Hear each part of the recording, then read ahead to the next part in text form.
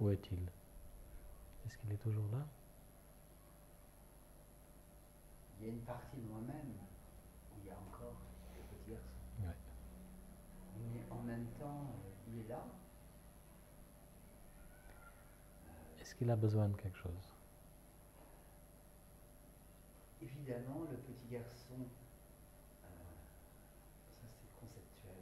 Je peux sortir des choses très conceptuelles, Ouais. mais qui sont quelque part une réalité aussi. C'est-à-dire le besoin d'être rassuré, Oui. réconforté, Ouais. tout ça.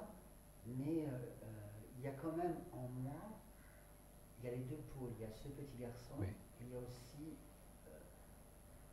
pour utiliser un mot, adulte ou mère divine, Oui. peu importe comment le nommer, qui est là, qui peut le réconforter, le rassurer. Ouais. Alors fais ça. Ou si tu le fais déjà, Je continue. le fais. Et c'est pourquoi je dis que la recherche peut se terminer intellectuellement. Ça arrive à beaucoup de gens. Ils n'ont plus de questions, vraiment, il y a une connaissance intellectuelle complète, acceptation complète.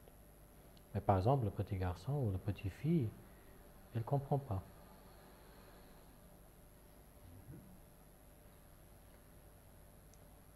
Alors c'est une opportunité de donner cette connaissance, de l'amener, peut-être dans des mots différents, peut-être avec un câlin, peut-être avec le silence, mais consciemment à cette partie de l'enfant intérieur. Parce qu'il demeure un manque. Et tant qu'il y a l'enfant intérieur qui vraiment a un manque, l'intégration totale ne peut pas se dérouler. On peut l'expliquer comme ça conceptuellement. Que ça se fasse dans une seconde, ou 3 secondes, ou 3 minutes, spontanément, c'est le même processus. C'est une façon où un cycle est complété. Que ce soit des vies entières, ou que ce soit dans cette vie, il y a cette partie du processus qui se complète dans le corps émotionnel, psychologique, énergétique, physique. Alors comme tu dis, la recherche a été vers Dieu pour cette plénitude. Maintenant, tu le sens en toi, mais l'adulte le sent en toi. Le petit garçon peut-être le sent pas complètement. Mais je ressens quand même de plus en plus l'amour qui est au plus profond de mon être. Oui. Et quand Isabelle disait, quand je sais que je suis le tout, c'est l'amour. Et je sens de plus en plus en moi cet amour inconditionnel, sans objet. Je suis d'accord, mais c'est l'adulte qui parle. Ouais. Qu'est-ce que dirait le petit garçon? Tu vois, même ma voix, elle est plus douce, elle est plus gentille, parce que je parle au petit garçon.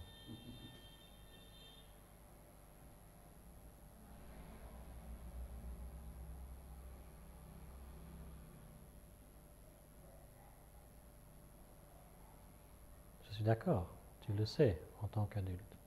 Tu le sais complètement. J'ai vu ça hier avec toi. Et tu sais que tu es l'amour. Et ça a changé ta vie, c'est sûr. Mais il y a une partie de toi qui inconsciemment recherche toujours. Alors on croit que cette partie inconsciente qui recherche, qui t'amène au satsang, que tu as entendu, je ne sais pas, 600 fois, on pense que ça c'est toujours le côté adulte de nous qui n'a pas encore compris quelque chose ou qui n'a pas encore intégré quelque chose, etc. Mais au fait, c'est l'autre partie de nous, cette partie enfantin. Et c'est pas forcément ici que tu vas finalement trouver cette connexion. C'est peut-être un travail que tu feras tout seul. Ou tu feras dans une autre forme que celle-là. Par exemple, on le fait pendant les retraites. Mais je parle beaucoup de ça parce que c'est comme le blocage dont je parlais tout à l'heure. Et c'est parfois seulement, même pas un blocage, mais c'est simplement le fait qu'on l'entend dans des mots spécifiques adultes. Et les filtres adultes le comprennent. Le cerveau adulte le comprend. Le corps adulte, l'énergie adulte, le cœur adulte. Mais il y a tout le côté de l'enfant qui n'a pas, comme tu viens de le dire, eu assez de certaines choses. Et ce manque demeure. Et ce manque, qui est énergétique au fait, elle crée un léger blocage, subtil blocage, à cette intégration totale. La fin de la recherche spirituelle. Je vais creuser, je vais voir. Tu veux. Pas forcément creuser, Ah, ça te viendra comme ça. Au fait, c'est déjà venu. Tu l'as dit déjà. Qu'est-ce que le petit garçon a besoin? Et tu as tout de suite dit. d'attention. Attention, l'amour. Voilà, justement. Alors, même si on sait qu'on est l'amour, et toi tu le sais, l'adulte toi le sait, l'enfant, le petit garçon, a besoin d'amour.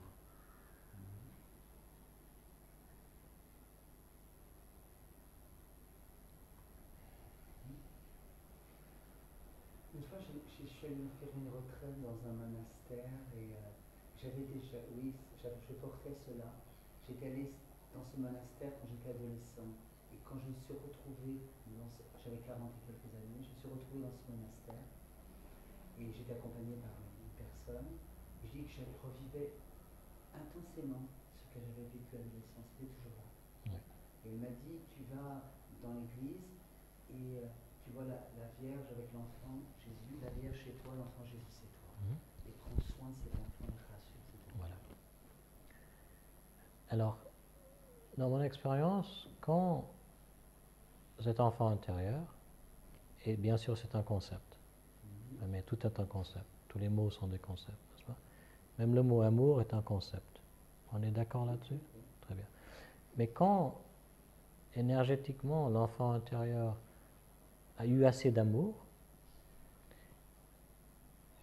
elle a la capacité, avec l'adulte, ça devient un, on peut dire, d'accepter qu'on est aussi la haine. On sait qu'on est l'amour. Et on aime ça. Parce que l'énergie de l'amour, elle est beaucoup plus pleasurable que l'énergie de la haine. Mais finalement, on doit vraiment accepter, comprendre et accepter qu'on est aussi la haine. Comme on doit accepter qu'on est le tout et on est le rien. Même avec l'amour, il vient un moment où on va voir qu'on doit être la haine aussi. On est la création, mais on est aussi la destruction. On est l'amour, mais on est aussi la haine. Et pour moi, c'est ce que Jésus disait. Dans ces mots, je suis ce que je suis tout. Tout est ce que je suis. Je suis l'amour, l'amour est ce que je suis. Je suis la haine est ce que je suis. Dans ce cas-là, tous les mots, toutes les expériences, toutes les sensations, oui, tous les états, est ce que tu es, pas seulement l'amour.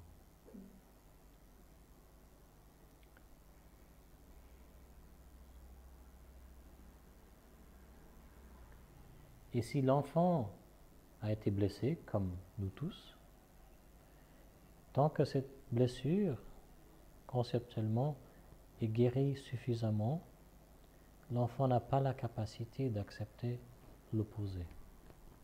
En elle-même aussi. Comme Jung disait, on accepte, on est l'amour, mais le côté haine de nous-mêmes. On est la lumière, mais le côté noir en nous-mêmes. Oui? Accepter qu'on est tous les deux, on est tous les pôles opposés de la dualité.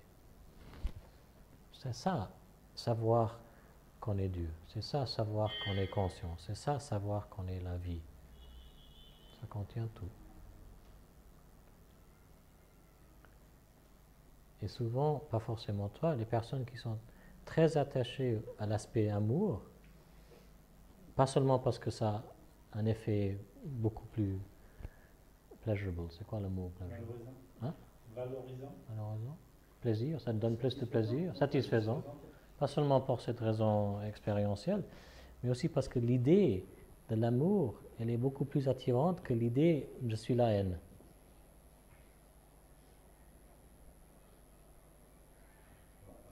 Mais la haine, moi, je peux la ressentir. Non, justement, pardonne-moi, mais tu la ressens pas. La colère, tu la ressens pas. Pourtant, j'ai parfois le sentiment d'être en colère. Maintenant, parce que je suis en train de te... Là, je commence à toucher, n'est-ce pas? Et je ne vais pas aller plus loin. Mais vraiment, si on se permet de se mettre en colère, d'exprimer notre haine, on va tout casser, on va tout détruire.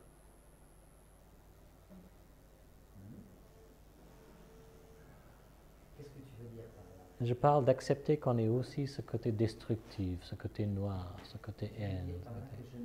Je n'accepte pas d'aller voir ou d'exprimer ou de sentir en moi cela. Pas seulement toi, tout le monde. C'est une des habitudes les plus profondes. C'est éliminé de la plupart de nos systèmes d'éducation. Tais-toi, ne te mets pas en colère, sois bien, sois sage, etc. On n'est pas permis. Et ça fait des milliers d'années qu'on n'est pas permis. C'est pas en toi, c'est en général. Et aussi conceptuellement, si tu veux, la félicité, la béatitude, ce n'est pas... Ben oui, d'accord, c'est conceptuel, je suis ok. Voilà. Mais tu es accroché à un concept. Voilà. Si on veut être vraiment direct, tu es attaché à un concept. Donc le Satchitananda, pour en revenir, pour toi, c'est le concept de la tradition indienne. Satchitananda. Qui est inhérent au self, l'ananda ne veut rien dire. On va en parler.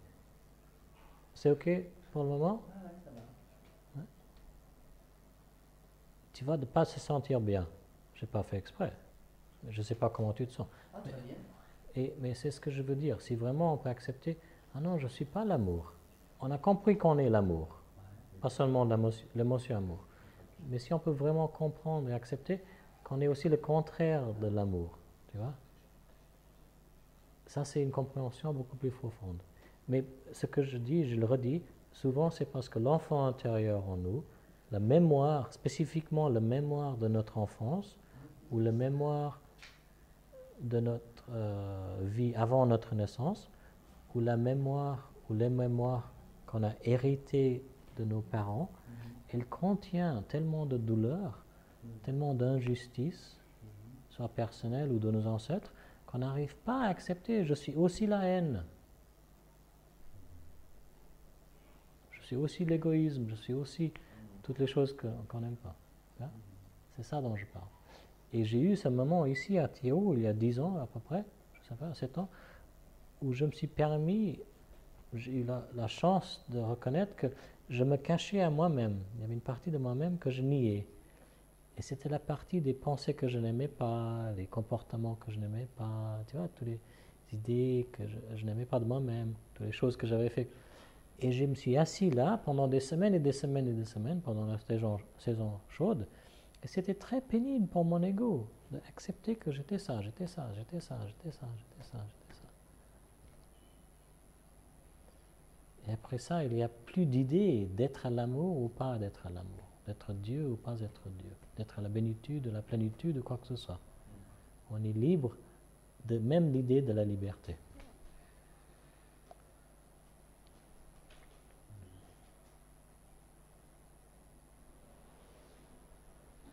Mais c'est radical. Et c'est pas facile. Et il faut du courage. Tu l'as le courage.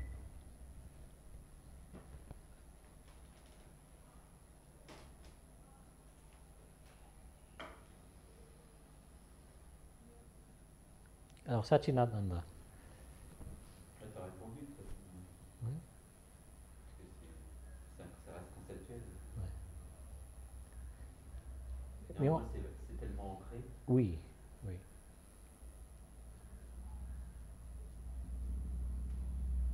Et parfois, pas tout le temps, mais c'est simplement dans les mots. Et si on prend la description commune, Satchitananda, ça serait quoi dans ta compréhension? Existence, conscience, béatitude. Voilà. Alors le mot béatitude, selon mon maître Ramesh, et quand je l'ai vérifié moi-même, n'était pas le bon mot. Parce que l'état de béatitude, elle vient, elle part. On a tous eu des expériences de béatitude. C'est une énergie spécifique, une expérience spécifique. Elle vient, elle dure, et elle part. Alors, si elle vient, elle part, ça ne peut pas être Satchit. Alors Ramesh, il a préféré le mot peace, paix. Mais pas une paix qui est une expérience. C'est la paix qui vient de la connaissance, le knowing. Et la connaissance, elle est permanente. À l'arrière-plan, si on peut dire. Elle est toujours là. Pas la connaissance intellectuelle. Et cette connaissance, c'est la paix. Alors, Satchit, si tu remplaces le mot avec paix, pour moi, c'est plus précis. Dans ce cas-là, on ne recherche plus l'état de béatitude et on se rend compte que la connaissance, elle est au fait toujours là. Mais on peut dire le goût de la connaissance ou les flaveurs, les parfums de la connaissance sont variés, au fait sont infinis. Alors on se rend compte qu'on est en train de chercher certains goûts, certains parfums. Mais quand on comprend que la connaissance et tous les goûts, tous les parfums, on se rend compte qu'elle est toujours là. Elle a toujours été là. Elle n'est jamais pas là. Et on se rend compte qu'on est ça. On est cette connaissance.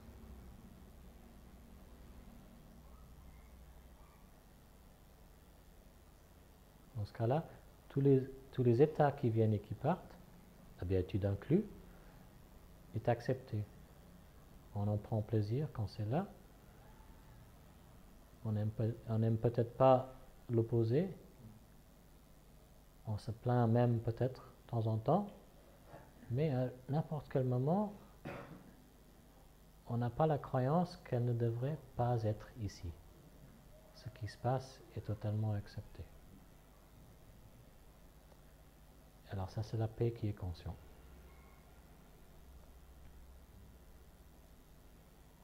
Et Ramesh parlait de vivre avec cette paix qui n'est pas interrompue. Unbroken peace of mind. Hein? C'est ça la paix.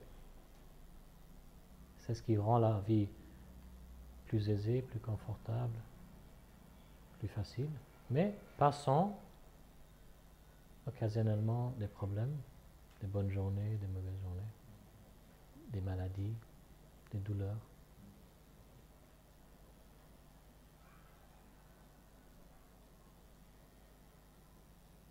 Est-ce que c'est ce que tu recherches? Peace of mind. Ou cette sorte de paix? Voilà. Ça que je recherche, ouais, il y a moins de recherche maintenant, mais c'est oui à ce qui est, comme tu dis, ce qui se présente. Et aussi non. Et aussi non, oui. Si on peut dire, on peut un ajouter. Oui, un oui au non et un oui au oui. Voilà, exactement. C'est l'acceptation aussi de la non-acceptation. Voilà.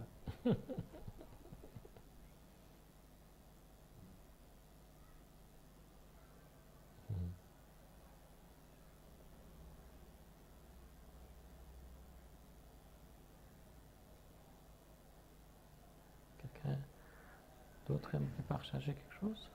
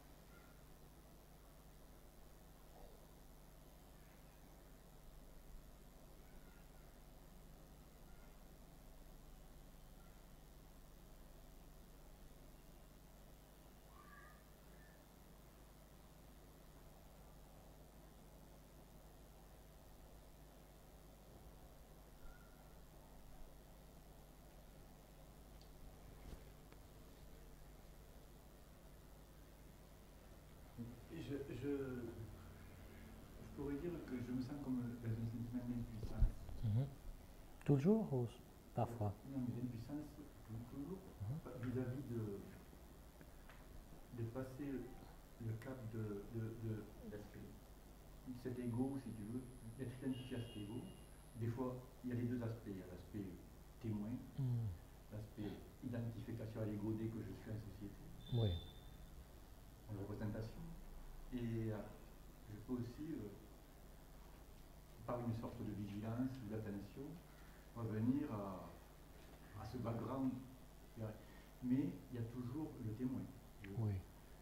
Et pour dépasser ce témoin, c'est-à-dire, tu vois, je me sens acculé, je me sens en apnée, Oui.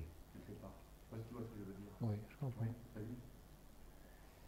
Je sens que je peux rien faire. Et tu as raison. Parce que j'ai cette personnalité extravertie. Non, tu as entièrement raison. J'aime le film.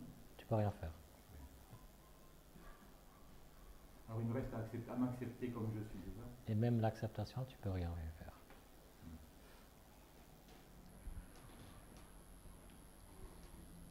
Si tu as compris qu'il y a une force, une énergie, la vie qui est en train de tout faire, ça c'est de ton expérience directe, elle fait les pensées, elle fait les choix, elle fait les actions, et elle fait aussi les conséquences. Dans ce cas, la sensation ou l'expérience d'impuissance vient de ça, de constater ça. Pas seulement intellectuellement, mais de notre expérience directe. Et cette période, on peut dire, d'impuissance, elle peut durer longtemps ou pas. Peut-être qu'elle vient, elle part. Chaque nuit, elle part, en fait. Elle est là seulement pendant certaines périodes de la journée. Si on le voit comme ça, elle n'est pas là tout le temps. Mais c'est une réalité. C'est parce que le programme, si on peut le dire comme ça, a été tellement attaqué et changé que maintenant, on sait qu'on n'est plus en contrôle.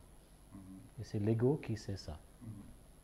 Même si en même temps, l'ego sait qu'elle est en train de témoigner. Alors, pour être clair, c'est l'ego qui témoigne. Certain nombre de la journée. Et puis après, on peut dire que c'est l'impersonnel qui témoigne. Ce n'est pas l'ego, en fait.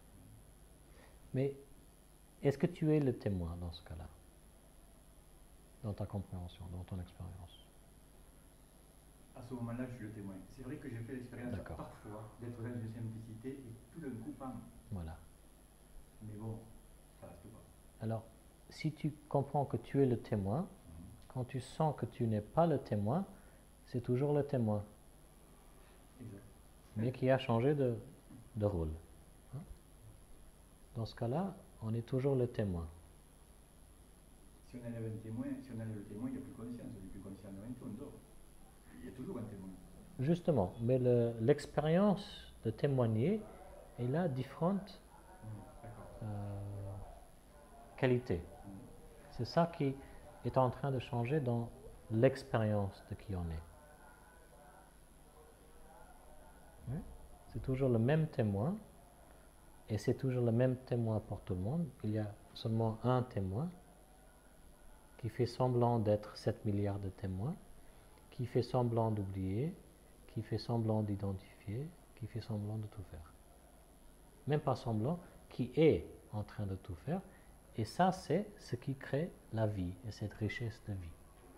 S'il n'y avait pas ce mouvement, ces différentes qualités, ce jeu de différents rôles, on n'aurait pas la vie en tant que l'expérience qu'on a. Ouais. Alors quand on comprend ça, quand on sent qu'on a oublié, il y a quelque chose en nous qui va quand même savoir, je suis le témoin. Même si l'expérience n'est pas la même. Tu vois ce que je veux dire? Et je suis sûr que tu comprends ça déjà. Et parfois, il faut simplement l'intégrer avec notre expérience. Mais finalement, est-ce que le témoin et l'objet qu'on est en train de témoigner, est-ce qu'ils sont séparés? Dans ta compréhension. Oui. Dans l'expérience, je suis d'accord. Mais dans la compréhension? C'est là que je bloque. L'unité, voilà. Je bloque. Voilà. J'ai fait l'expérience de l'état de conscience aussi, comme les copains. Voilà. Mais l'unité, je ne connais pas. Voilà. Alors, donc je désire l'unité, je ne sais même pas ce que c'est, donc c'est pas vrai. Alors tu n'as pas besoin d'avoir l'expérience. Même avec la compréhension, c'est assez. D'accord. C'est très important. Sinon tu vas être envieux vers tes copains. Ça, c'est pas bien. Non, je plaisante. Mais ça nous amène à rechercher et à penser et à croire, tant que je n'ai pas cette expérience, je ne pourrais pas le comprendre ou l'accepter. Ce n'est pas vrai du tout. J'ai des copains qui étaient avec Ramesh, et un en particulier, il n'a jamais eu de ce que j'appelle peak experience. Jamais. C'était que la compréhension et l'acceptation intellectuelle qui l'a amené à la fin de la recherche. Alors si on comprend le concept de base, la description de base, c'est que conscience est tout, et comme je le viens de décrire, conscience la source, Dieu, n'importe quel mot, le témoin, l'aspect de témoigner, observer, regarder, d'être conscient, et l'aspect de l'objet. Et ces trois choses n'ont jamais été séparées. Tu es d'accord avec moi, conceptuellement? Je l'entends, hein. Ça c'est clair, je l'entends, mais je ne touche pas du doigt. D'accord. Alors si tu fais une espèce de méditation ou un exercice de témoignage, il y a l'objet qui vient, n'est-ce pas? La pensée, le son, le goût, l'odeur, tout ça. Et ça vient et ça part. Et après, il y a parfois pas de mouvement. Et alors, pour une période, ce qu'on appelle l'ego, qui pensait, qui croyait qu'elle était certains objets, par exemple une partie de l'identification, elle a maintenant changé d'identification et elle s'est identifiée avec le témoin. Je suis le témoin. Et ça c'est une étape très utile, très puissant et très beau. Mais au fur et à mesure qu'on fait l'enquête, est-ce que même cet aspect de témoin, est-ce qu'elle a une localisation? Est-ce qu'elle a une localisation? On peut explorer les qualités. Est-ce qu'elle a une forme? Est-ce qu'elle a des couleurs? Etc. etc. Et au fur et à mesure qu'on fait ça, on se rend compte qu'au fait, le témoin n'est pas quelque chose, n'est pas un objet. Alors, l'identification, elle commence à aussi s'épanouir et à disparaître. Et cette identification, elle ne revient pas dans une autre forme. Alors, on peut dire, dans l'absence de l'identification, il y a la reconnaissance qu'on est tout. Tu comprends?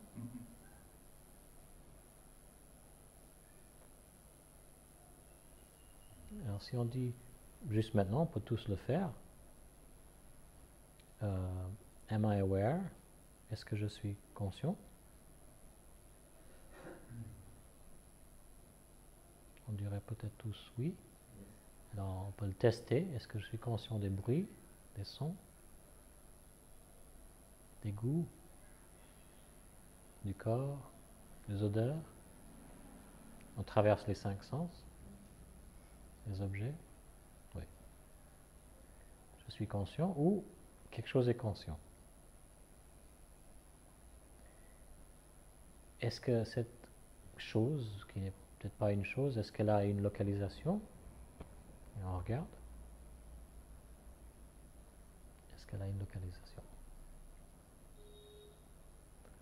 Non? Non? Il n'y a pas de bonne réponse ou de mauvaise réponse. Non? Parfois, on le sent ici, ou là, et quand on fait cet exercice, ça peut changer. Vous l'avez peut-être déjà fait comme ça. Alors, dans ce moment, est-ce qu'il y a un jeu?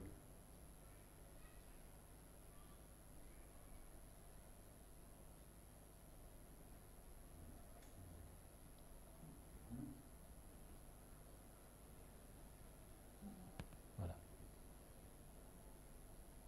Alors, dans ce moment, qu'il y a quelque chose qui est conscient.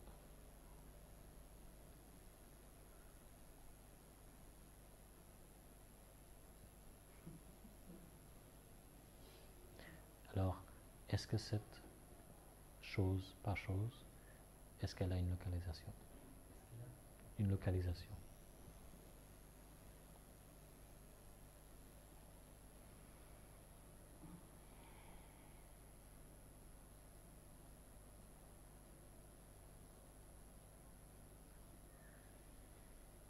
Est-ce qu'il y a un jeu?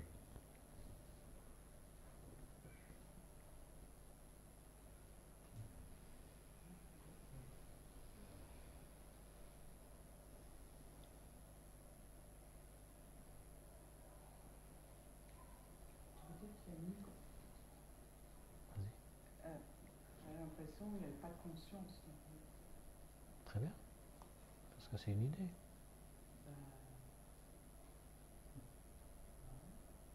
C'est une étiquette.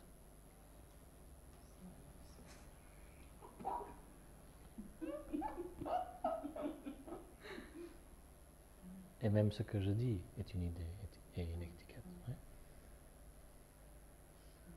Mais quand on goûte ça, on ne peut pas dire quoi que ce soit là-dessus. Quoi que ce soit qui a,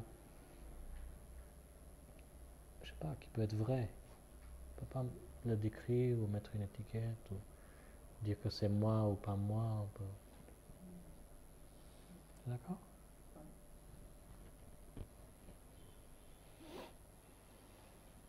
Alors, de là, si on peut dire de là, on revient. Est-ce qu'on est conscient du corps, des sensations, des bruits, des odeurs, des goûts, des objets? Est-ce qu'on est conscient du moi, du jeu? Est-ce qu'il y a un jeu?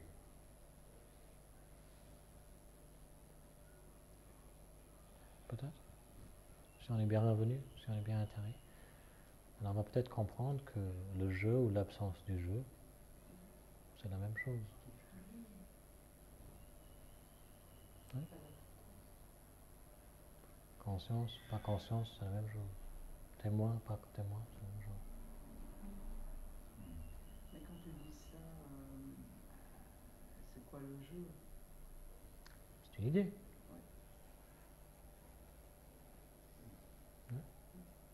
Mais où est la distinction entre le jeu, le non-jeu, le témoin, le non-témoin, la localisation, non-localisation?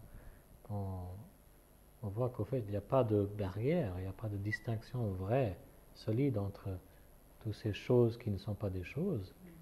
C'est très léger, hein? C'est très... C'est ni l'un, ni l'autre, c'est ni le tout, c'est ni rien, mais c'est d'une évidence évidente. On peut dire? Une évidence évidente?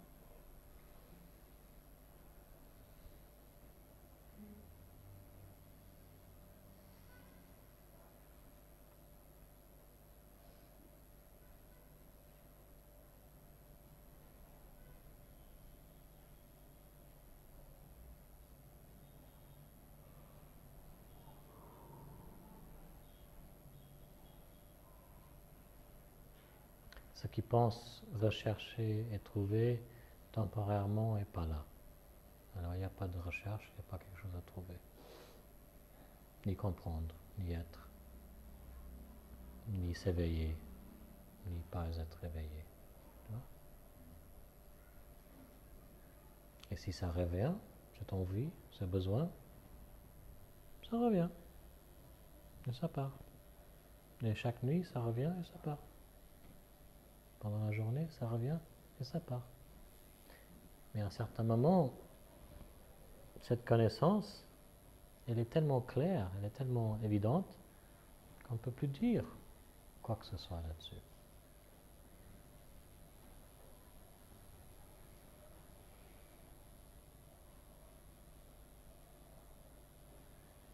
On est tous sur la même page?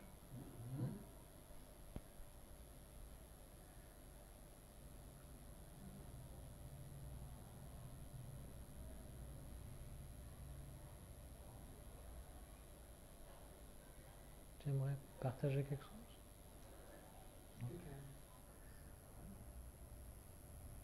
Mhm. Est-ce qu'il y a quelque chose que tu recherches encore ou pas vraiment?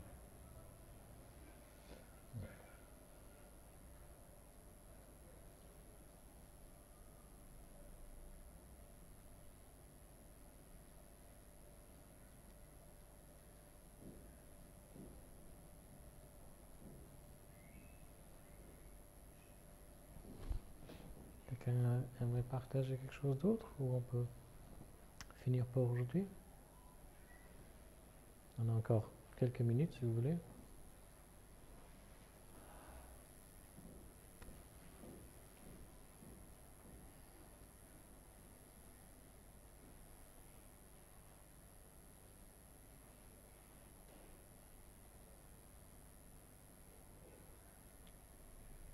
On part avec un certain moment, on n'est même pas conscient de cette idée d'identification ou non-identification.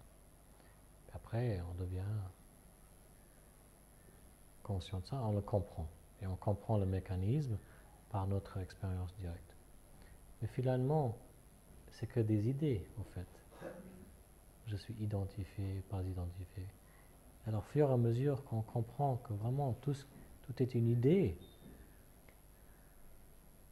et la plupart du temps, l'idée va influencer l'expérience qu'on a dans le moment. Et quand l'idée n'est pas là, l'expérience est différente. Mais éventuellement, que ce soit idée, pas idée, identification, pas identification, on sait qu'on est tout. Alors l'état où la compréhension de ne pas être identifié n'est pas meilleur que d'être identifié. Ça devient très relax, en fait. Ça devient très fluide. On s'identifie, on joue le jeu, on dit oui, on dit je, on dit moi, parce que ça fait partie du rôle qu'on joue consciemment ou inconsciemment. Mais au niveau de la compréhension, rien n'est mieux que autre chose. Même si on regarde un jardin, on ne dirait pas forcément ces plantes sont meilleures que des autres. On les aime tous. Peut-être qu'on a des préférences pour certaines plantes. Ou les vagues, ou les flocons de neige, ou les nuages. On accepte tous les arbres dans la forêt. Oui, on a des préférences. Mais alors, toutes les expériences de la vie sont vécues. Il y a quelque chose, on peut dire, qui est en train de témoigner. Et même ça, c'est pas tellement important qu'on a compris comme ça. On n'a pas besoin de s'échapper à l'état de témoin. Parce qu'au fait, on ne peut pas s'échapper à l'état du témoin. Parce qu'on n'a jamais pas été le témoin. On ne peut pas s'échapper à l'état de l'objet. Parce qu'on n'a jamais été l'objet. Quand ces croyances disparaissent,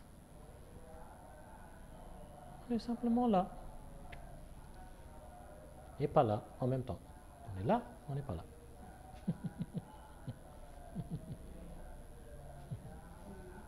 Où est-ce qu'on pourrait être, comme Ramana disait.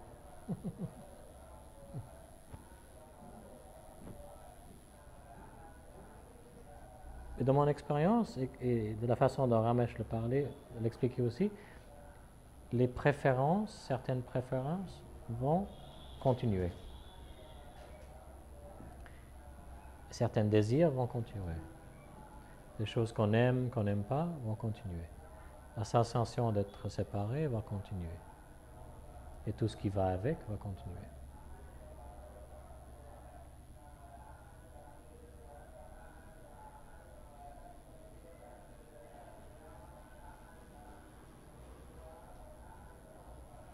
Et la partie de la recherche et la partie psychologique, émotionnelle qui crée de la souffrance, elle va diminuer ou elle va disparaître. Sinon, la vie continue.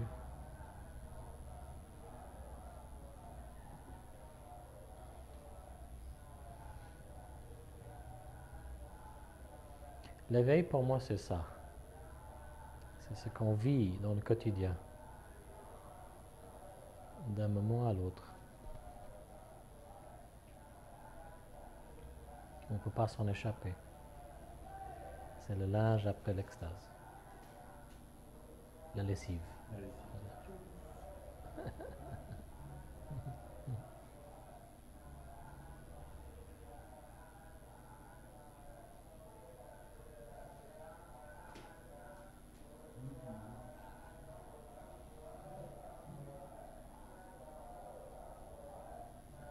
S'il n'y a rien d'autre à partager, on va finir avec quelques minutes de silence.